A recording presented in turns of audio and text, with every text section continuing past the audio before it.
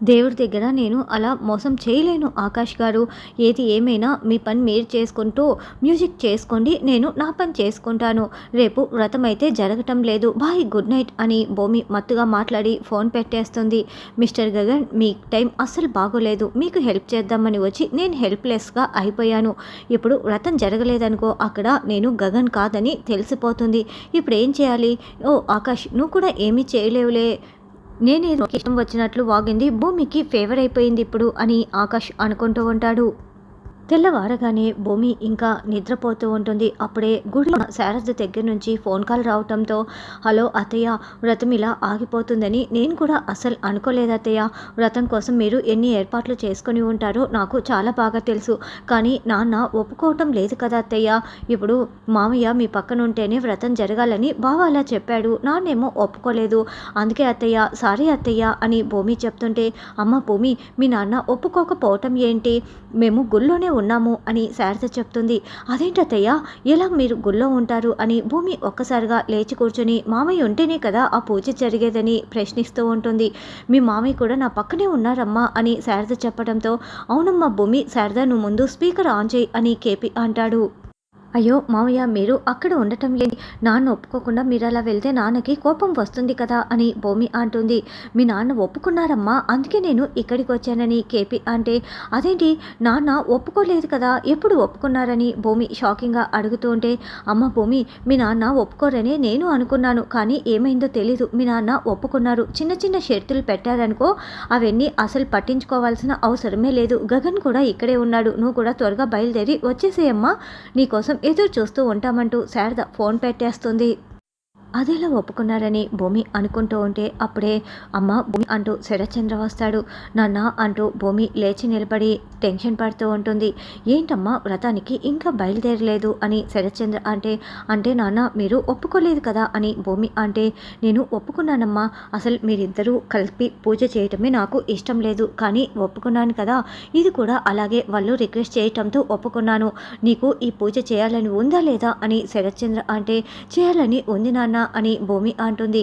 మరి ఇంకా ఇంత తెల్లవారినా కూడా నువ్వు నిద్రపోతూ ఉంటే దానికి ఏంటమ్మా అర్థం? వెళ్ళి రెడీ అవ్వు, వెళ్ళాలి కదా అని శరత్చంద్ర వెళ్తాడు. తర్వాత సూర్య అపూర్వ నక్షత్ర మాట్లాడుకుంటూ ఉంటారు. చూడు సూర్య, అసలు ఈ వ్రతం ఎందుకు చేస్తున్నామో నీకు బాగా గుర్తుంది కదా అని అపూర్వ అంటే మేడం నాకు గుర్తుంది మేడం. ఇప్పుడు ఆ ఆకాశ గగన అన్నది తేలిపోతుంది. భూమితో కలిపి పూజ చేస్తే వాడు గగన్, లేకుంటే ఆకాశ్ అని తేలిపోతుంది. ఆ మరుక్షణమే నేను అరెస్ట్ చేస్తాను అని సూర్య చెప్తుంటే భూమి చాటుగా ఇదంతా వింటూ ఉంటుంది. అయినా ఆకాష్ని ఏమని అరెస్ట్ చేస్తారు? అతను ఒక సెలబ్రిటీ కదా అని నక్షత్ర అంటుంది. చూడు, వేరొకరి జీవితంలోకి వచ్చిన వాడు ఎలా సెలబ్రిటీ అయినా కూడా మనం అరెస్ట్ చేయవచ్చు. అది పెద్ద నేరం తెలుసా అని అపరు అంటే అవును, ఫోర్జరీ కేసు. అంతేకాకుండా వాడు రకరకాలుగా సంతకాలు కూడా చేశారు.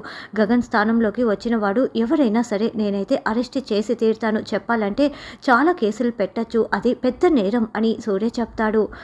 ఒకవేళ చివరి నిమిషంలో భూమి మనసు మార్చుకొని ఆకాష్తో కలిపి పూజలో కూర్చుంటే అప్పుడు ఏం చేస్తారు అని నక్షత్ర అంటే ఏముంది, భూమిని పెళ్లి చేసుకోవాలని ఇంత చేసిన సూర్య ఆశలన్నీ కూడా అడి ఆశలు అయిపోయినట్లే. అక్కడ ఉన్నది గగన్ అని తేలిపోతుంది అని అపూర్వ అంటే లేదు మేడం, ఎట్టి పరిస్థితుల్లోనూ అలా జరగనివ్వను. చూస్తూ ఉండండి, నేను భూమిని పెళ్లి చేసుకుంటాను. ఈ వ్రతం జరిగేలా చేస్తాను. నిజాన్ని బయట పెడతానని సూర్య చెప్తాడు. ఇదంతా చాటుగా వింటున్న భూమి చాలా షాకింగ్గా ఏంటి సూర్య నన్ను పెళ్లి చేసుకోవాలనుకున్నాడా? అందుకేనా ఆ రోజు భావన్ కూడా షూట్ చేసి ఉంటారు. ఈరోజు ఆకాష్ని అరెస్ట్ చేస్తారా? అమ్మో అలా జరగకూడదు. ఆకాష్ని ఏదో ఒకటి చేసి కాపాడుకోవాలి. ఏం చేయాలని భూమి ఆలోచిస్తూ ఉంటుంది. ఏం చేయాలని భూమి ఆలోచిస్తూ ఉంటే అప్పుడే ఆకాష్ దగ్గర నుంచి ఫోన్ కాల్ వస్తుంది. ఆకాష్ గారు మిమ్మల్ని కాపాడడం ఎలా అని ఆలోచిస్తున్నాను అని భూమి అంటే ఏంటి భూమి గారు, మీరు ఇంకా ఇక్కడికి రాకుండా వ్రతం జరిపించాలి కదా, నన్ను కాపాడడం ఏంటి అని ఆకాష్ ఫోన్లో నిలదీస్తూ ఉంటారు. అయ్యో ఆకాష్ గారు, ఈ వ్రతం ఒక పెద్ద కుట్రతో జరుగుతోంది. ఇప్పుడు ఈ వ్రతం ఆగిపోతే మీరు ఆకాష్ అని నిరూపించి మిమ్మల్ని అరెస్ట్ చేయడానికి సూర్య అపూర్వ ప్లాన్ చేస్తున్నారు అని భూమి అంటే వాట్ ఏంటి భూమి గారు ఏం మాట్లాడుతున్నారు మీరు?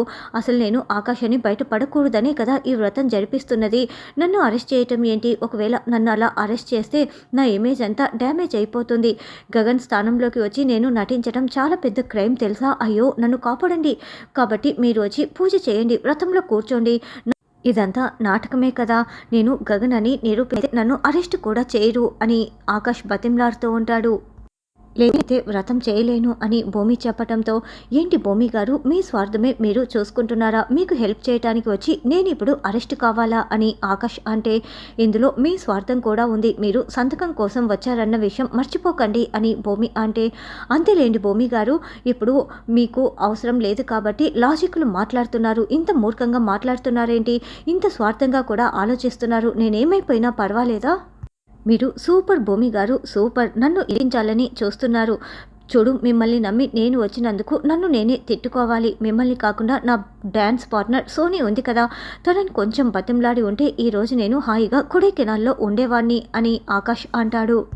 చూడండి, మరి నన్ను అంత మనసులేని దానిలా చూడకండి. మిమ్మల్ని ఎలా కాపాడాలా అని నేను ఆలోచిస్తున్నాను అని భూమి అంటే, ఎలా కాపాడతారు చెప్పండి చెప్పండి భూమి గారు, ఏదో ఒకటి చేయండి అని ఆకాష్ బతిమలాడటంతో, నేను అక్కడికి వస్తున్నాను కానీ వ్రతమైతే జరగదు. ఏదో ఒకటి చేసి మిమ్మల్ని కాపాడుతాను అని భూమి చెప్తుంది.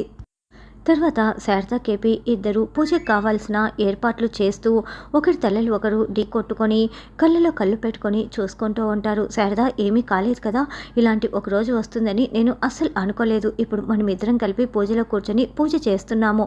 గగన్ కూడా ఏమీ అంటం లేదు అని నాకు చాలా సంతోషంగా ఉందని కేపీ అంటే, ఇదంతా భూమి వల్లే సాధ్యమైందండి అని శారద కూడా చాలా సంతోషపడుతూ ఉంటుంది. ఈ సంతోషం ఎక్కువ రోజులు ఉండదు, ఇప్పటికి మాత్రమే పరిమితం అని నేను సంతోషించాలా లేక బాధపడాలో అర్థం కావటం లేదు అని శారద మనసులో అనుకుంటూ బాధపడుతూ ఉంటుంది.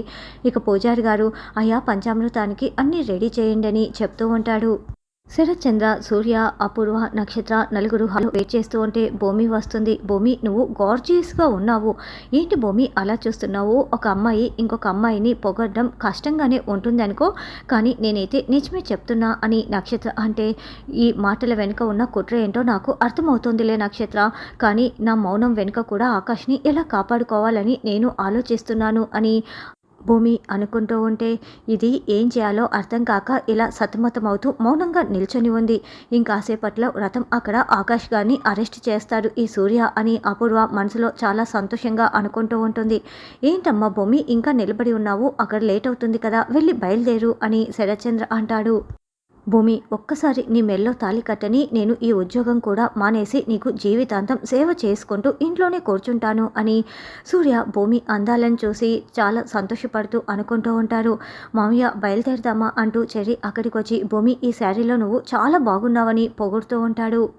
బయలుదేరదామా అని చెర్రీ అంటే, మీరు అది ఎక్కడా అని భూమి అంటుంది. అంటే కేపీ శారద ఇద్దరు పక్కపక్కనే కూర్చొని పూజ చేస్తుంటే మీరా చూస్తూ ఊరుకోదు కదా, అందుకే మీరా నేను చిన్న పని మీద బయటికి పంపించేశానులే అని అప్పుడు అంటుంది. అవును కదా భూమి, నిజమే కదా అని చెర్రీ అంటాడు. రా బావా వెళ్దామని అప్పుడు అంటే, ఏంటి అసలు ఆ గగను భూమి ఇద్దరు పూజ చేయటమే నాకు ఇష్టం లేదు. కేపీ శారద పక్కపక్కన కూర్చొని పూజ చేస్తుంటే నేను వచ్చి చూడాలా? నేనేం రాను, మీరే వెళ్ళండి అని శరత్చంద్ర చెప్తాడు.